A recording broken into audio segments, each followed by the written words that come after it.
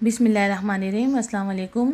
Number 1, प्याज को fry करने से पहले अगर दूध में डिबो लिया जाए तो प्याज खस्ता हो जाता है। नंबर 2, केक में अंडों की बू दूर करने के लिए अगर इसके आमेज़े में 1 बड़ा चमचा शहद का डाल दिया जाए तो अंडों की बू नहीं आती। नंबर 3, भिंडियों को खस्ता करने के लिए पकाते वक्त इसमें चंद कतरे नींबू का रस डाल दें या फिर 1 चम्मच दही डाल दें। नंबर 4, सब्जियों को तलने के बाद अगर इनमें तेल ज़्यादा हो जाए तो थोड़ा सा बेसन डालने से तेल खुश्क हो जाता है। नंबर 5, अगर किसी कपड़े पर घी का दाग पड़ जाए तो इस हिस्से पर नींबू और नमक लगाकर मलें, साबुन से धो लें, दाग दूर हो जाएगा। नंबर 6, अगर चांदी का सेट काला पड़ जाए तो इस पर टूथपेस्ट लगाकर रगड़ने से इसका रंग निखर जाएगा। नंबर 7, नींबू पर नमक लगाकर इसे चिकनाहट वाले बर्तन पर रगड़ें तो चिकनाहट दूर हो जाती है। नंबर 8, बिस्किट को ज़्यादा अरसे तक के लिए खस्ता और ताज़ा रखना हो तो पॉलीथीन बैग में डालकर फ्रिज में रख दें। नंबर 9, आम के पत्तों को कूट कर इसमें थोड़ा सा शहद मिलाकर खाने से हकलापन दूर हो जाता है। नंबर 10, अगर बेसन फेंटते वक्त इसमें अजवाइन और सौंफ शामिल कर लें तो इससे बदहज़मी का ख़तरा नहीं होता बल्कि पकोड़े भी खुशबूदार बनते हैं।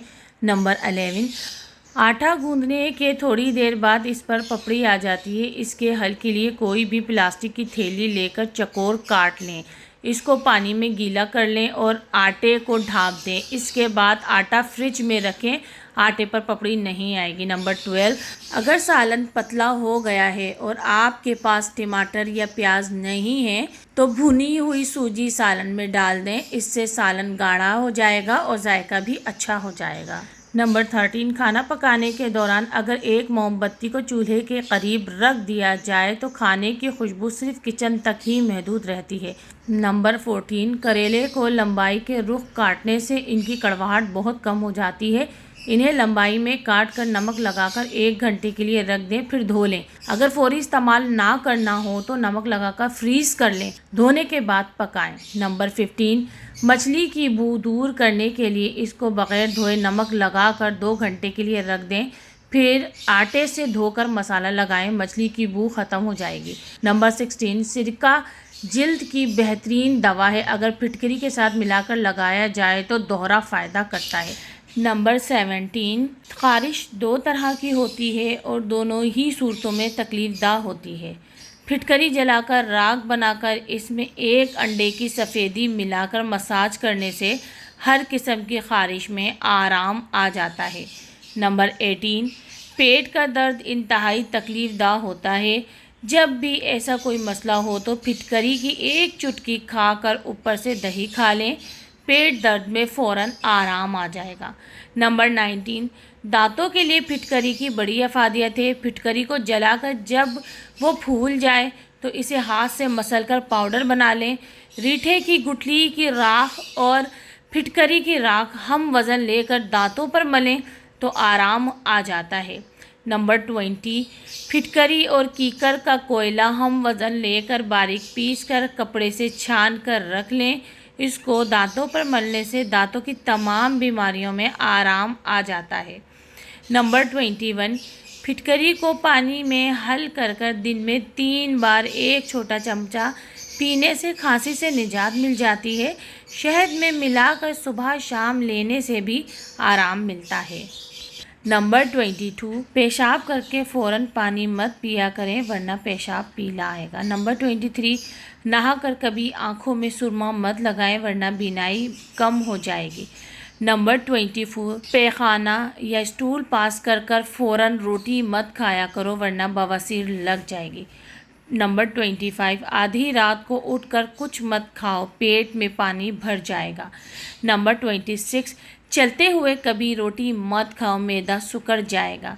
नंबर 27, जौ का पानी हड्डियों को मजबूत करता है, कोलेस्ट्रॉल को कम करता है और क़ुव्वत मुदाफ़ियत को बढ़ाता है। नंबर 28, रोज़ाना 1 नींबू इस्तेमाल करने से मोटापे से निजात मिल जाती है। नंबर 29, कॉफ़ी पीने से ज़हनी दबाव कम होता है। नंबर 30, रोज़ाना 1 गिलास दूध पीने से हड्डियों के मसाइल से बचा जा सकता है।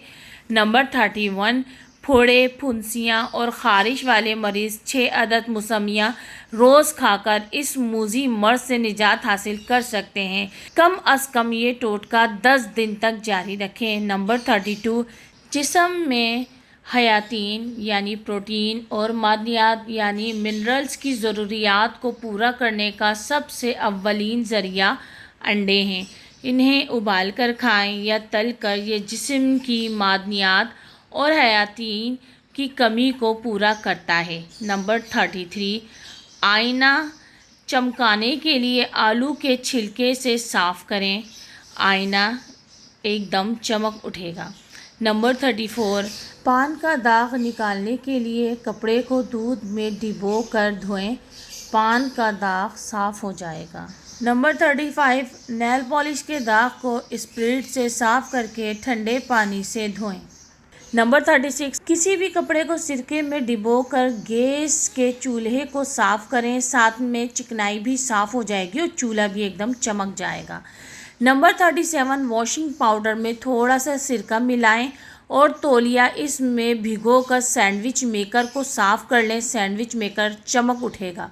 नंबर 38, कबाब बनाते हुए इसमें डबल रोटी का भीगा हुआ एक स्लाइस शामिल कर लेने से कबाब टूटने से महफूज रहते हैं।